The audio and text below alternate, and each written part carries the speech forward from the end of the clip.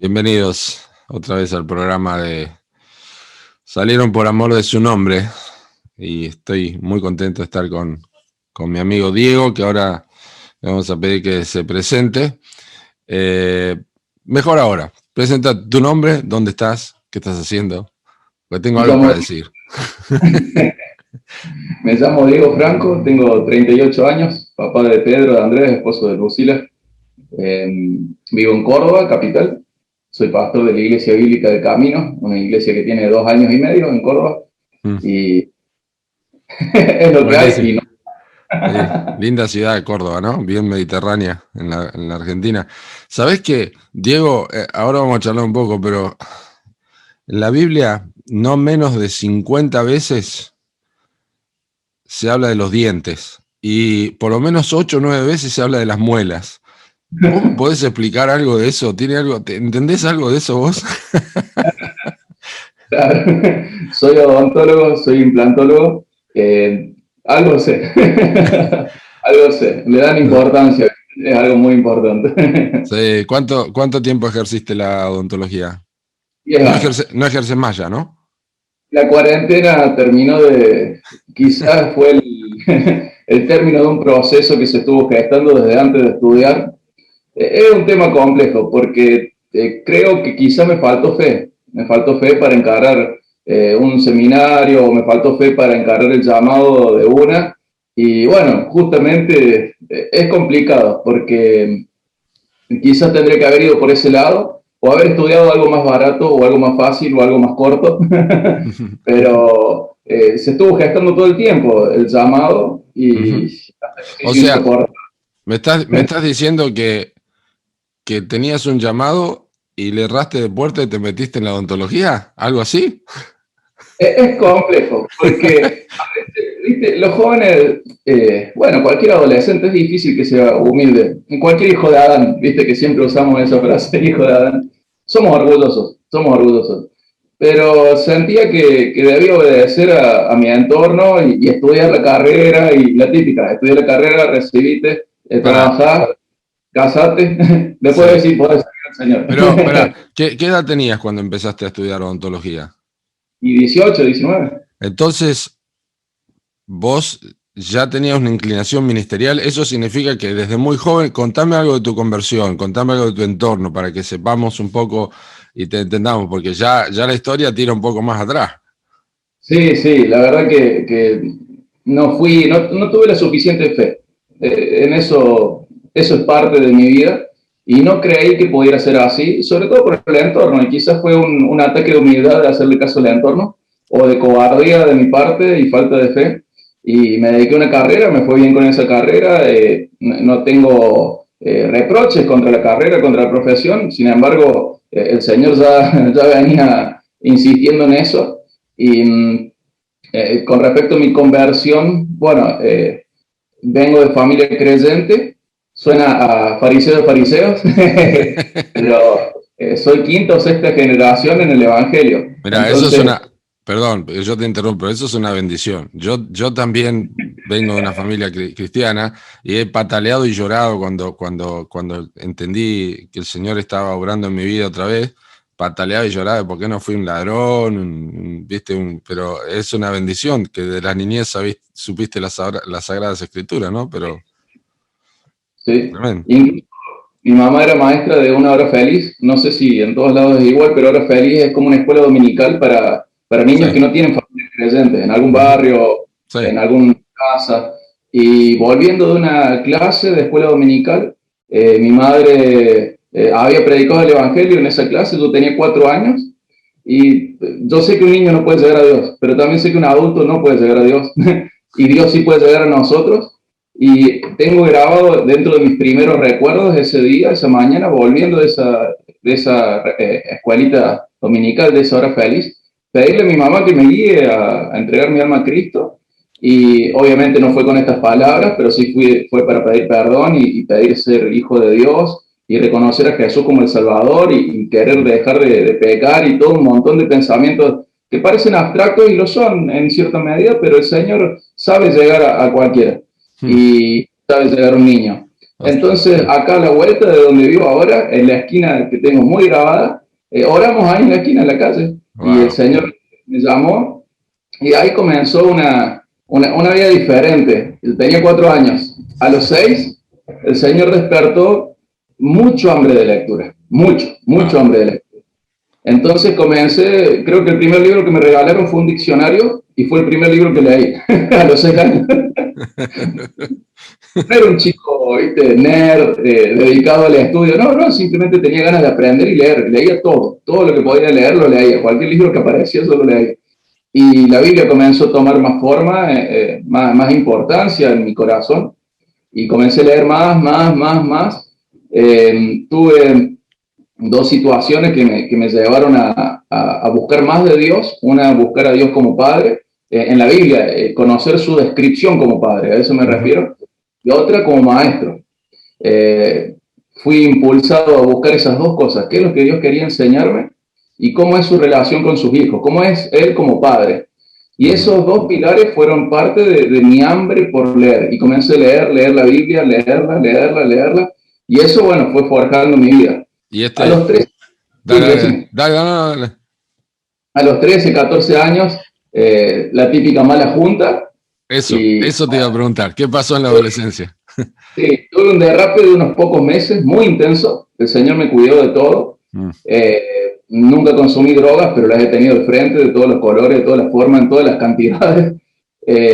Me gatillaron más de una vez y no salió la bala. O sea, he estado en un ambiente medio turbios y fueron muy pocos meses. Pero el Señor me llamó un día, a los pocos meses. Fue muy claro el pensamiento en mi cabeza, en mi conciencia, de o volver por las buenas o volver por las malas, pero a mis hijos los disciplino, así que anda pegando la vuelta. Y pegué la vuelta y el Señor restauró mi vida en ese sentido, y al poquito tiempo me bauticé y nunca me aparté del ministerio. Desde los 15 años, hoy tengo 38, y desde ese momento, desde el bautismo para adelante, siempre el ministerio. Creo que en estos años, no sé si llegan a 5 veces las semanas en las cuales no he enseñado o no he compartido con alguien. O sea, todas las semanas compartiendo con alguien la Biblia, acompañando a alguien, siempre el ministerio. Desde los 15 para acá, desde el bautismo para acá, siempre el ministerio. Y cuando vos estabas en la universidad, o estudiaste en Córdoba, ¿no? Odontología. Cuando estabas en la universidad, obviamente también estabas involucrado, por lo que me decís, en el servicio, en el ministerio. Pero, ¿cómo veías el futuro? ¿Cómo llevaste esa transición en quizá tu lucha por estar en el ministerio? Porque seguiste sirviendo, de alguna manera eso era un paliativo, porque estabas enseñando, estabas compartiendo, involucrado en la iglesia. Pero ¿cómo lo fuiste llevando eso? ¿Con alegría, con mucho peso, entendiendo que finalmente Dios en su providencia estaba permitiendo eso para tu vida y llegó a ser una herramienta en alguna forma? Porque está bueno que el dentista tiene a la gente con la boca abierta y no pueden hablar, y vos podés hablar del Señor. Sí, sin duda que el Señor lo usó. El Señor escribe siempre recto sobre líneas torcidas, y creo que el Señor me bendijo también en eso, pero estaba gestándose. En mi carnalidad quise espiritualizar algo. Y recuerdo que hay un ministerio que se llama Asas de Socorro, que es alas de socorro en portugués, y ellos envían en avión médicos y odontólogos dentro del Amazonas. Y estaba convencido de que iba a ir ahí. Entonces estudié portugués, estudié odontología, y luego cuando yo tenía mis títulos mandé mails y nunca me contestaron. Así que no fui. Pero aprendiste portugués. Sí. Pero estaba convencido de que el Señor iba a usar mi profesión de una manera diferente. Lo usó y me sirve para hacer la maestría, o sea, sirve como una carrera de grado, pero estaba convencido de...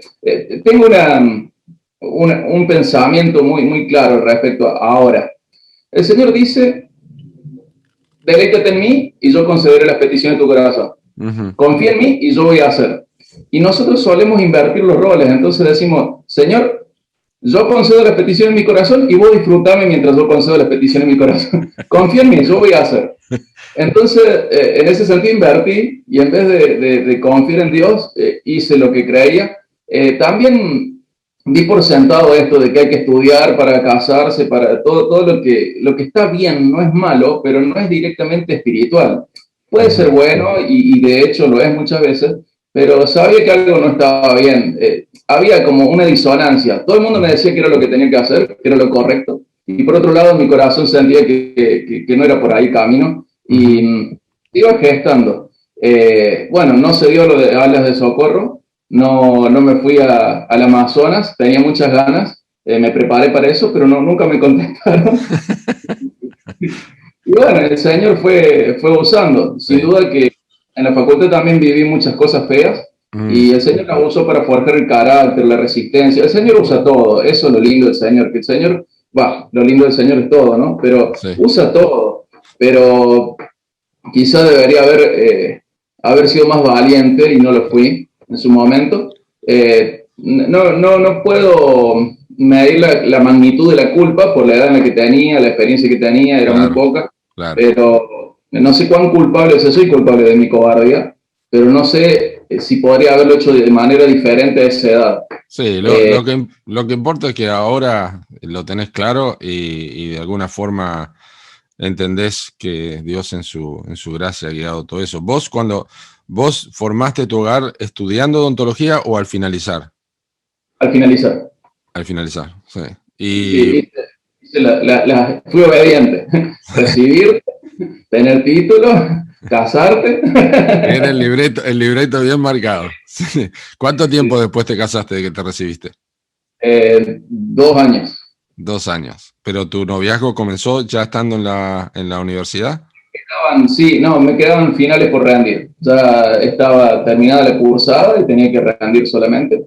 Pero ya estaba. Sí, vos creo que, ¿viste cuando dicen Romanos no imiten las conductas del mundo? Yo creo que muchas de esas conductas no son pecaminosas y por no ser pecaminosas las damos por sentado de que son las que Dios quiere. Y dentro de esto está todo este libreto de vida, ¿viste? Que te lleva a posponer el servicio. Claro. Que te lleva a que vos inclines tu vida en una dirección y luego tengas que retroceder. O sea, son conductas del mundo y no digo que estén mal, incluso para mucha gente son las conductas que ellos dentro de Dios tienen que tener, ¿no? Pero no hay que imitar las conductas del mundo, no hay que dar por sentado que lo normal para el mundo también es para el creyente solo por el hecho de no ser pecaminoso.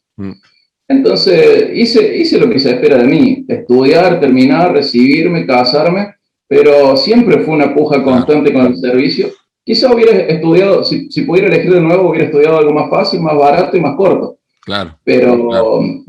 Sí, no estamos diciendo que está incorrecto que uno se prepare en otra cosa. A veces las cosas se dan de otra forma, pero estoy pensando que obviamente el apóstol Pablo es un héroe y es un modelo a imitar en muchas cosas, pero también es bueno recordar y cómo imitarlo al inicio de su vida. Él cuando le habla al rey Agripa, le dice, no fui rebelde a la visión celestial.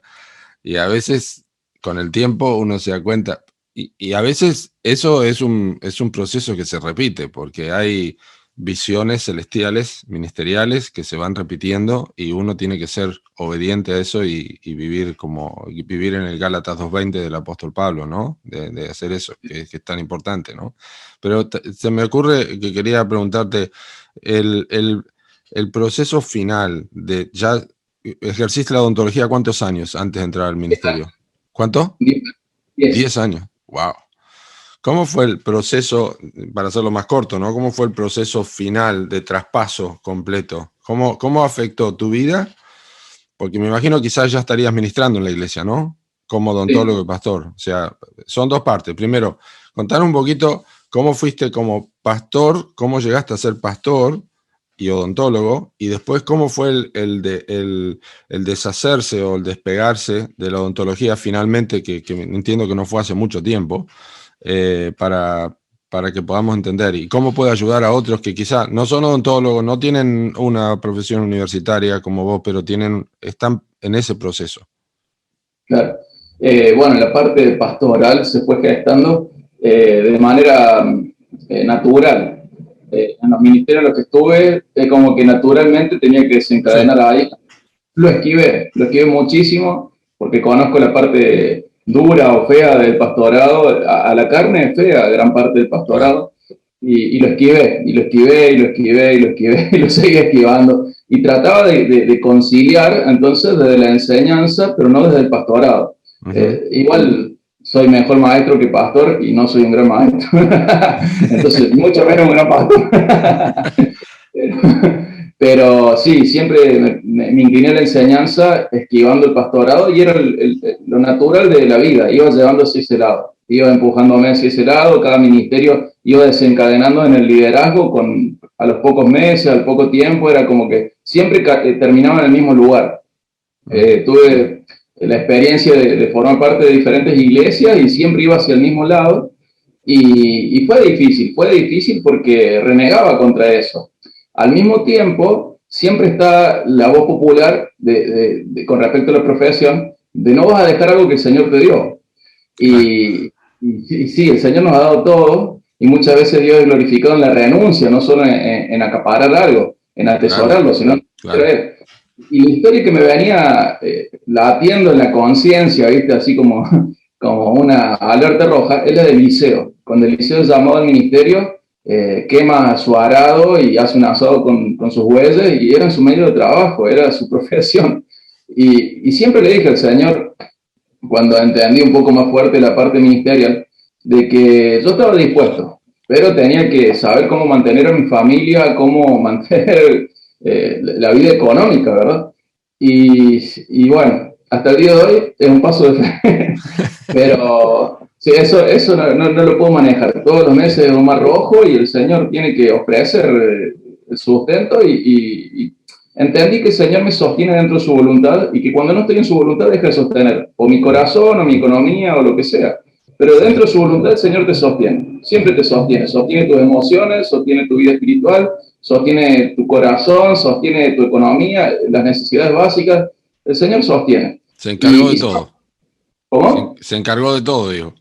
Sí, y se iba gestando esto, de que siempre terminaba en la posición de liderazgo, apuntando al pastorado, y no quería, y siempre escuchaba esta voz de, no puedes dejar tu carrera, o sea, te ha costado tanto esfuerzo, tanto tiempo, tanto dinero, no podés dejar esto.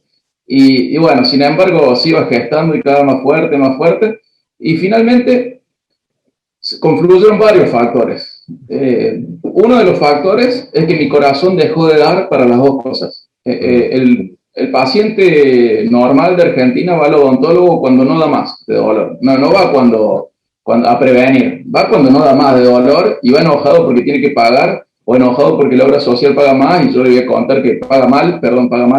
Entonces, es como que siempre la persona va triste al odontólogo. Claro. Y esa desencadena la catarsis de un montón de tristezas. Entonces iban al odontólogo y me contaban toda su vida, lo cual no me molesta. Aparte algunos piensan que te vas a arreglar los dientes, pero después te arrancan las muelas, ¿no? Cuando te cobran. Claro.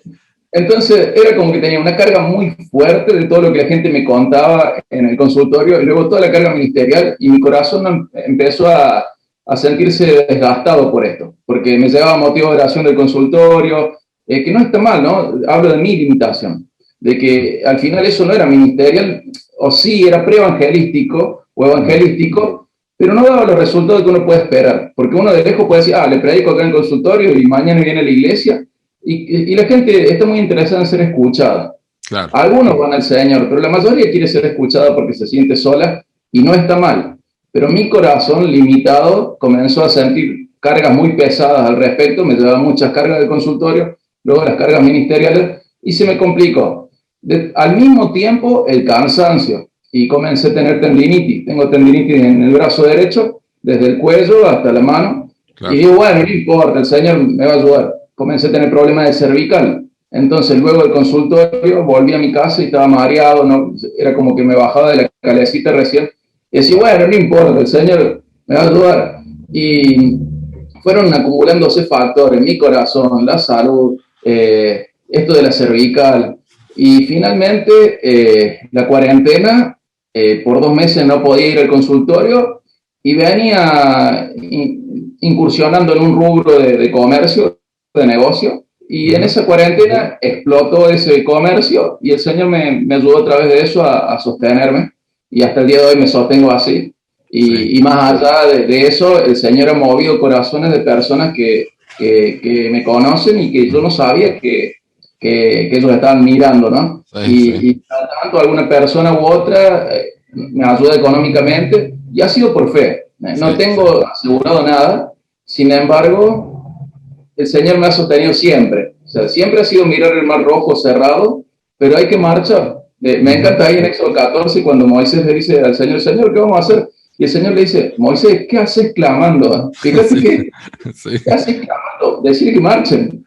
Y bueno, encarar la marcha esa y animarse.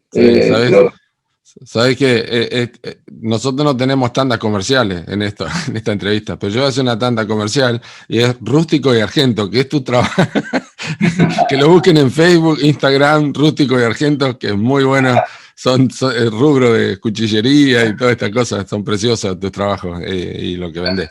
Pero una provisión grande. Ya que está tan fresco, obviamente tu entrada al ministerio, pero hay detrás una preparación teológica, ¿verdad? ¿Cuándo empezó esa preparación teológica? Que continúas todavía, pero ¿cómo empezó? Porque uno dice, bueno, sí, es el llamado, pero está esa parte también, y ya hablaste de que te gusta la lectura siempre, pero ¿cuándo empezó eso? Y la primera parte, igual que vos, en un sentido, uno se anima a ser autodidacta, a leer mucho, a aprovechar el tiempo que uno tiene para leer, para conocer al Señor, para aprender más de Él, para forjar convicciones bíblicas, para saber en dónde estamos parados, qué es lo que promete el Señor, qué es lo que nos dice, qué es lo que exige, qué es lo que espera. Y la primera parte fue la más fuerte, fue la autodidacta. Esa fue muy fuerte, gracias a Dios, porque es pura gracia. Luego comencé el CARE, en el 2017 hice el CARE, acá en Córdoba, el seminario William Carey, y estaba haciendo tiempo porque ellos iban a abrir una maestría acá en Córdoba, entonces hice el seminario, el diplomado que ellos ofrecen, mientras ellos preparaban la maestría. Aceleré el CARE, lo hice en un año, y no estaba lista la maestría. Y se cruzó el de Master Seminary y me animé a aplicar para ser estudiante ahí. Tuve 2 meses de trámites, pero había que ser paciente y perseverante. Y finalmente, luego de esos 2 meses, me aceptan como alumno. Luego de eso tuve que, bueno, comenzar a enfrentar la parte económica, porque asusta. Comencé el seminario con el dólar a 15 pesos. Wow.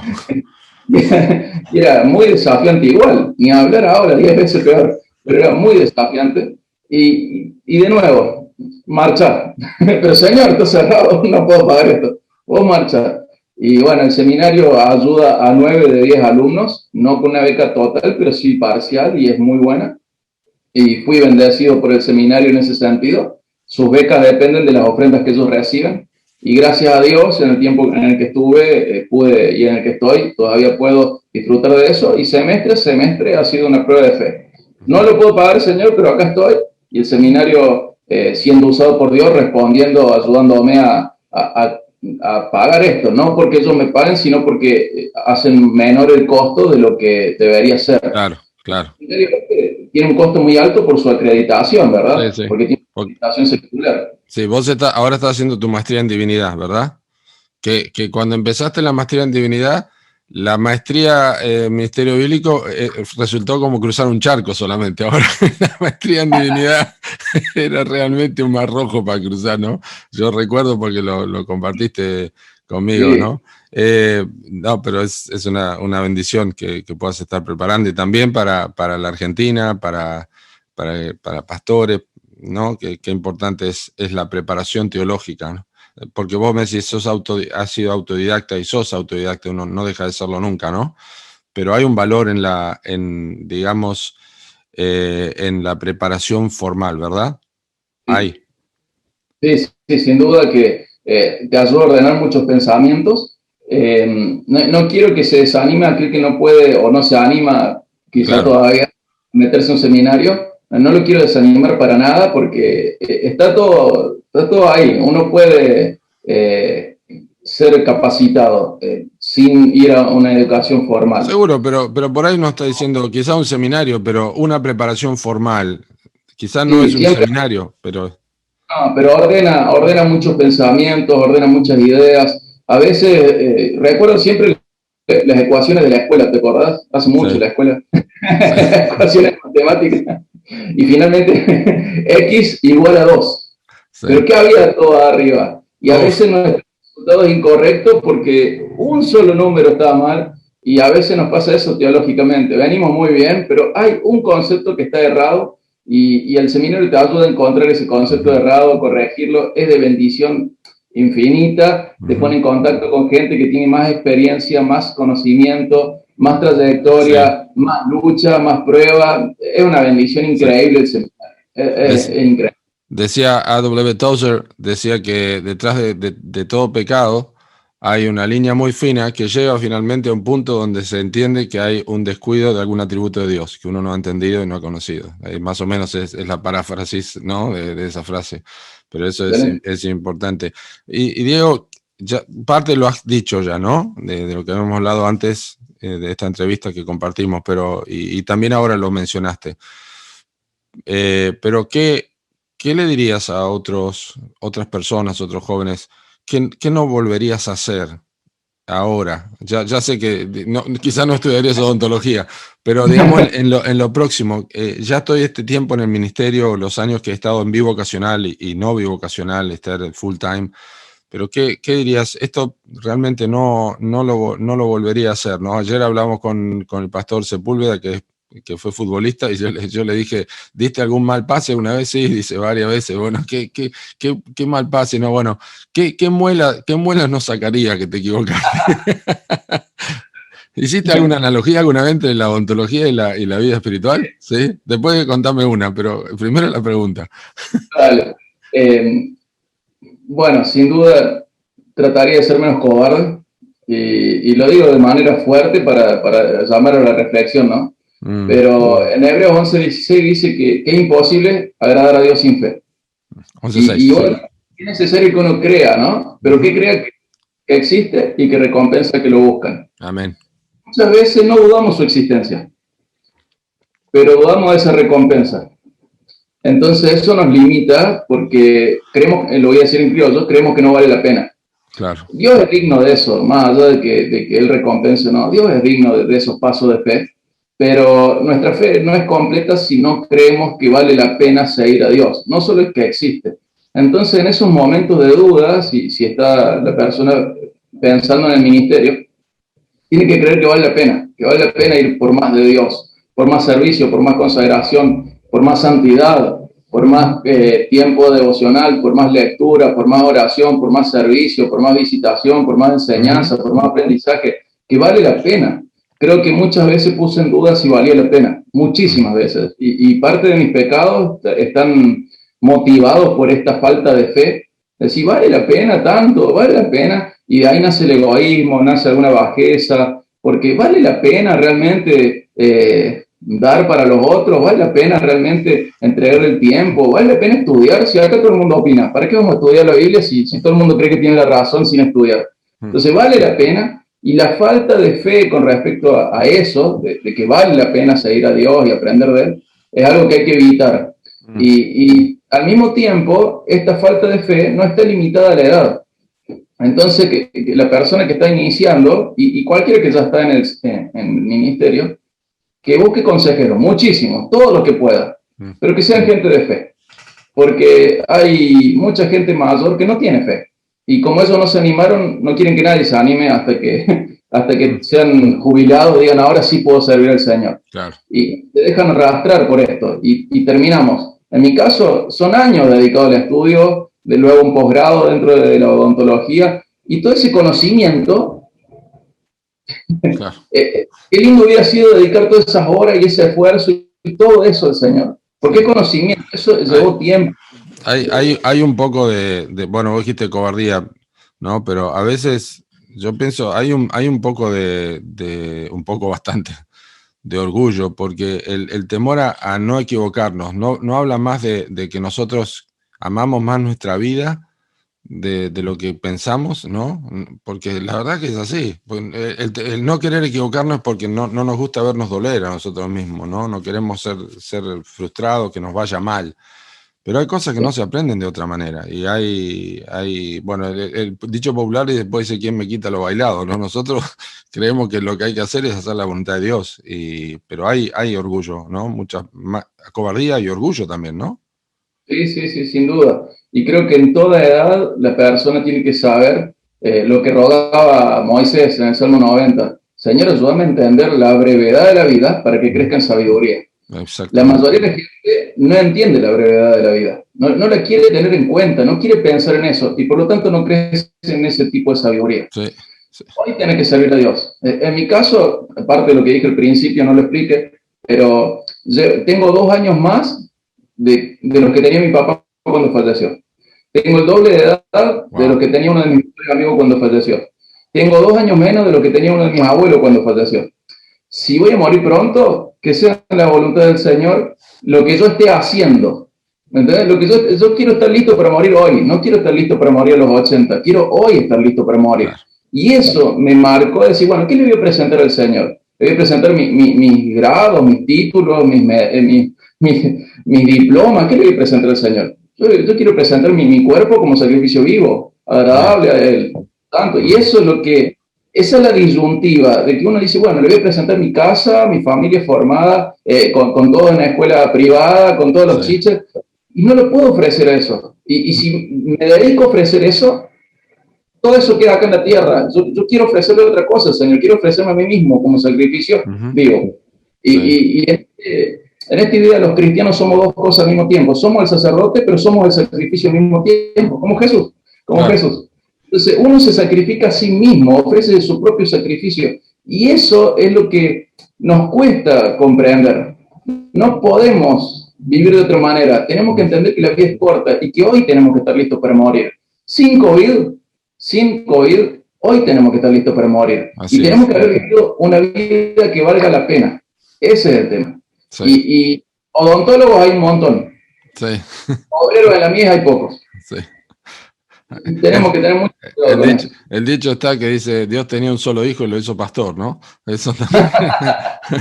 Es así. Entonces vos me decís que de alguna forma la pandemia fue la punta del tobogán y ahí te largaste y ahí fue el sentido. Qué bien. Sí, ya fui obligado. El tema de la salud, cervical, tendinitis, el corazón, ya estaba aborreciendo a ese señor. No se puede servir a 2 señores sin aborrecer a uno. Y ya lo aborrecía a este señor, me limitaban los tiempos, me costaba estudiar. Es muy visual la odontología, es muy fuerte en la motricidad fina, pero también muy fuerte en lo visual. Sí, entonces uno que estudia ya tiene los ojos muy cansados por el consultorio. El diente es blanco, refleja, tenés contraste de luces, entonces los ojos se cansan mucho. Claro. Y luego llegó a estudiar y tenía los ojos reventados, y al revés también. ¿Tenés alguna analogía entre la odontología y la vida espiritual? ¿Alguna? La que más te guste, la favorita. ¿Tenés alguna favorita o no? Sí, aparece, en cualquier momento aparece la carie, ¿verdad? Es lo natural. Es muy difícil que el diente no reciba una carie, no desarrolle una carie en algún momento, porque hay muchos azúcares, hay muchas bacterias, hay problemas de hábitos, de higiene. Y siempre va a aparecer. Es muy difícil que alguien no tenga nunca una caries. ¿Pero lo puede solucionar él solo? No lo puede solucionar solo. Y necesita la intervención de un externo para solucionar eso que es en su vida, en su interior.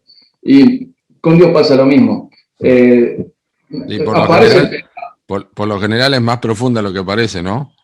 Sí, la caries. Aparece el pecado. Naturalmente va a aparecer y no lo puede solucionar solo. Cualquier intento de solucionarlo solo va a ser contraproducente, incluso va a ser hasta ridículo muchas veces, como aquellos que no van al odontólogo y luego hacen cualquier cosa, una infinidad de cosas por el dolor de dientes, y necesitan a alguien de afuera. Y espiritualmente pasa lo mismo. Necesita la intervención del gran odontólogo. Él es el médico de médicos y el odontólogo es un médico, en definitiva es un odontólogo bucal, ¿no? Es un médico bucal, pero tremendo eso. Sí.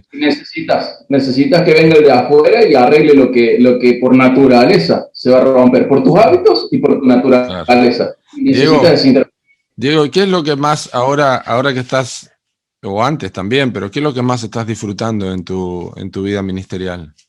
Porque hay predicación, sí, evangelio, a veces se encierra en una sola cosa, es una pregunta un poco ambigua, pero hay algo que decís, bueno, esto lo disfruto mucho. Disfruto mucho cuando el no regenerado es regenerado. Sea que no venga de un ámbito creyente o venga de un ámbito creyente. En mi carne disfruto mucho al que viene de un ámbito creyente y te das cuenta que es un convencido, no es un convertido. Y de repente el Señor abre su corazón y también ilumina su mente y la persona dice, ¡guau! Y te dan ganas de verlo esto todo el tiempo, porque ves su cambio de conducta, su cambio de prioridades, su cambio de pasiones, su cambio de deseos, de apetitos, ves su transformación.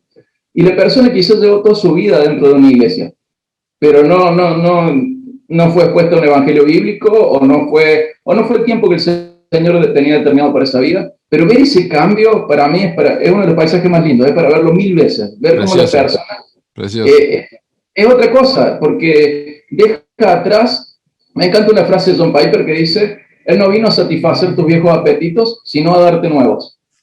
Y me encanta cuando veo esa transformación en el corazón de la gente que tiene nuevos apetitos, que deja atrás los viejos, porque mucha gente llega a la iglesia y quiere que el Señor le satisfaga sus viejos apetitos. Claro. Y pasa toda su vida así, 20, 30 años dentro de la iglesia, pero sin ser transformado. Ver esa transformación que viene a través de la predicación de la palabra, a mí me fascina, me encanta, lo disfruto muchísimo ver esa transformación. Es algo de lo que más disfruto dentro del ministerio. Y también el cariño de la gente. El cariño de la gente en el ministerio y un cariño que no sea amiguismo. Sanders dice que el amiguismo se llevó más hombres de Dios que cualquier persecución. No, sin transar valores, sin negociar, sin caer en política dentro de la iglesia, de la interna de la iglesia, ¿no? Pero sí disfrutar del cariño de la gente es algo fundamental para el pastor, para los pastores. Yo soy tímido por naturaleza, la peleo mucho, a veces demasiado, pero por naturaleza soy tímido y soy solitario, me gusta estar solo. Pero el cariño de la gente es algo fundamental para un buen pastorado. Tiene que ser recíproco. Cada uno amando a la gente que el Señor le encomendó y cada uno dejándose amar. Porque muchas veces los tímidos y los solitarios ponemos una barrera, no queremos que la gente se acerque tanto a nuestra vida, y es hermoso soltar esa barrera carnal que viene por la timidez o disfrutar la soledad, ¿no? Y decir, bueno, me voy a dejar querer, me voy a dejar amar. Eso también es hermoso y es sumamente necesario para la salud del pastor y del pastorado, del ministerio. Diego, ¿qué importancia tuvo la iglesia local en todo este proceso final tuyo de estar en el ministerio? Muchísima. Me alentaron a esto, me dan una ofrenda mensual, no es un sueldo ni es algo que me mantenga, pero sí es un gesto que valoro mucho. Lo valoro muchísimo porque es la iglesia dentro de sus capacidades diciendo, queremos que sigas por este camino.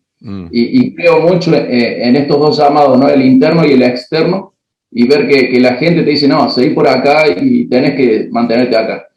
Sin duda que alguno se quedó con las ganas de ir al consultorio, porque es difícil encontrar odontólogos confiables, como con todo. Sí.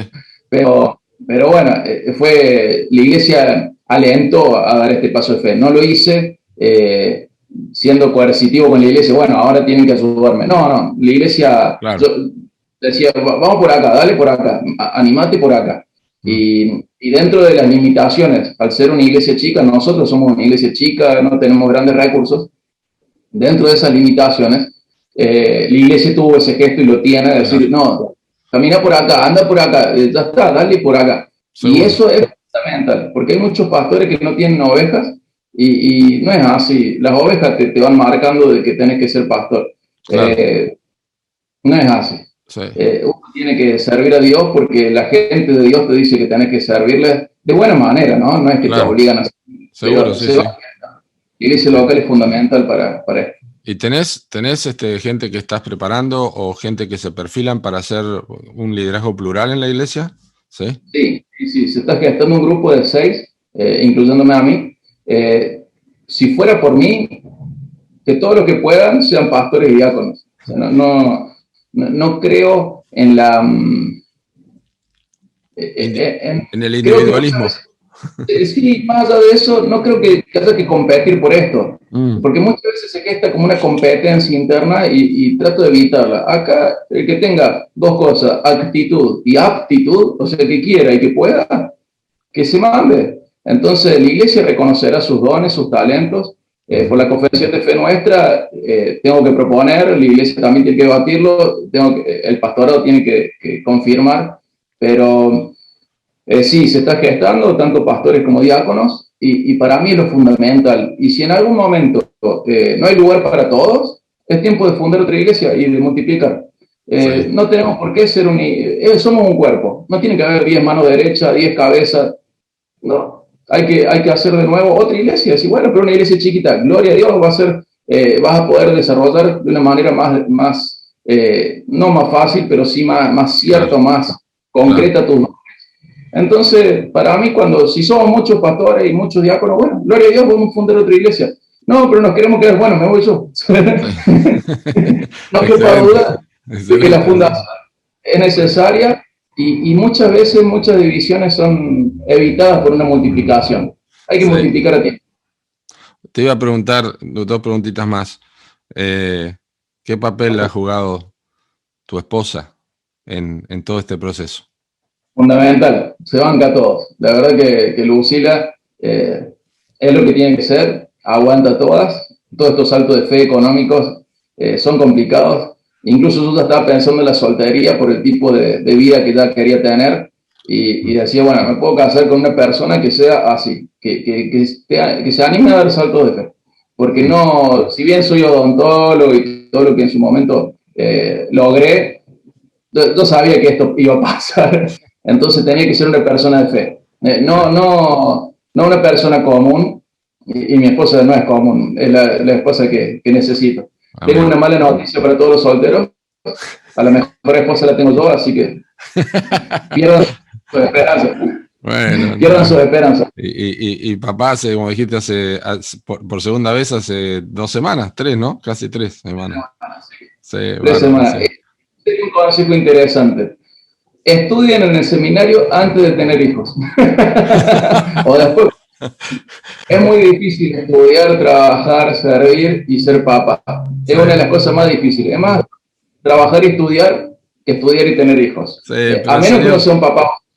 El Señor tiene sus personajes, instrumentos y los usa y sigue trabajando, ¿no?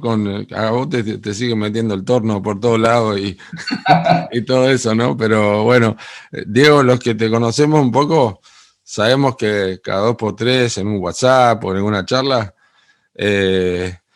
hay 5 palabras, ¿no? Que usás mucho. Es un día a la vez. Decime por qué es importante para vos, un día a la vez. Bueno, hemos comentado que el libro de Sanders, Liderazgo Espiritual, para mí uno de los mejores libros de liderazgo, o el mejor para mí. Y dice, si uno aprende a cuidar los días, aprenderá a cuidar las semanas. Si aprende a cuidar las semanas, aprenderá a cuidar los meses. Si cuida los meses, aprenderá a cuidar los años. Y son 2 cosas. Por un lado es aprovechar un día a la vez, y por otro lado es aguantar un día a la vez. Porque de esa manera comenzamos a priorizar mejor. A veces queremos hacer planes a largo plazo y nos frustramos porque la montaña es muy alta. Pero si damos un paso a la vez y siempre para arriba, algún día va a llegar. Hay que tener paciencia. Mucha gente se decepciona o afloja porque ve la montaña tan grande, pero acá todos hemos enfrentado montañas gigantes que luego de treparla decimos, era esto.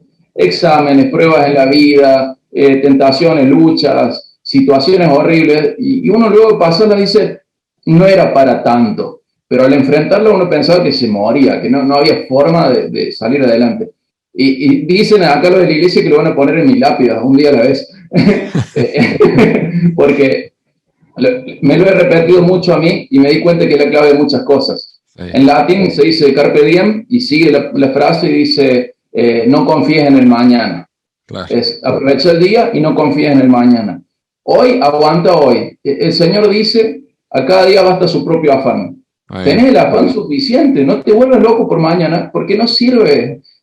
O sumando lo de Pedro, solo suficientemente humilde para vivir sin ansiedad. el 1 Pedro 5, 6, 7, ¿viste?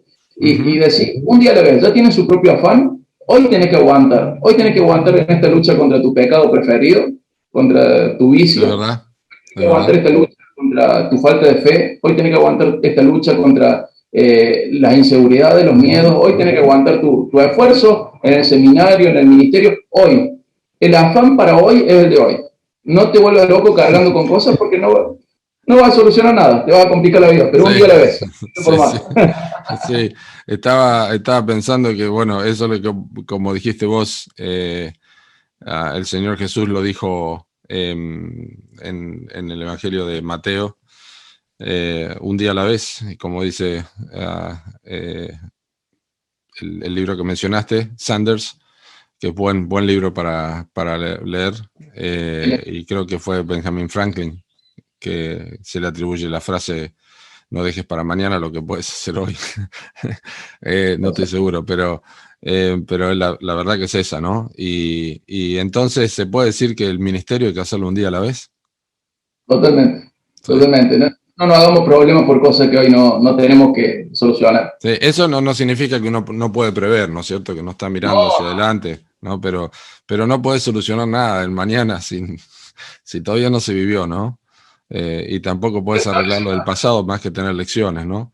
Sí. Pero bueno, Diego, una bendición compartir este tiempo. Daría para más, para charlar, pero bueno, es una bendición. Yo estoy feliz de poder compartir con vos, como con otros pastores, esta iniciativa de Salieron por Amor de Su Nombre. Creo que el propósito es que bendiga a mucha gente y a muchos hombres jóvenes y personas jóvenes, ¿no? Que quieren estar en el ministerio, incluso mujeres que están pensando quizás formar un hogar con un pastor, bueno, que sea así, ¿no? Y aparte, ¿sabés que nos une algo? Ya sabés que nos une algo, una pasión, que es la montaña y el lago.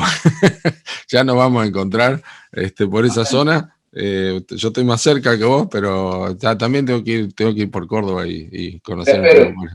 Pero bueno, muchas gracias, Diego, por tu tiempo, y oramos que Dios bendiga tu ministerio hoy en Córdoba y que el Señor nos permita ver más hombres levantados, que no son cobardes, que son valientes, que no son rebeldes a la visión celestial y que aprenden a hacer el ministerio un día a la vez. Dale. Amén. Que Dios te bendiga. Nos vemos. Chao, chao.